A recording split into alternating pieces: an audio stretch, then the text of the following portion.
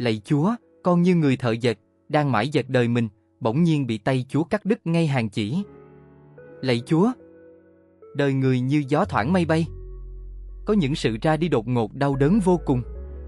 Có người bạn, người anh em chúng con mới gặp hôm qua, trò chuyện, cười nói, mà hôm nay đã vĩnh viễn rời xa.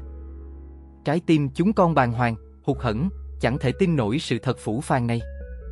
Cái chết thật sự đến quá bất ngờ, để lại bao lời chưa kịp nói, bao dự định chưa kịp làm, và biết bao tình cảm còn dang dở. Nỗi mất mát này khiến chúng con như ngã quỵ, không biết bấu víu vào đâu ngoài vòng tay từ ái của Ngài. Xin Chúa là đấng đầy lòng xót thương, nâng đỡ gia đình, bạn bè và tất cả những ai đang khóc than.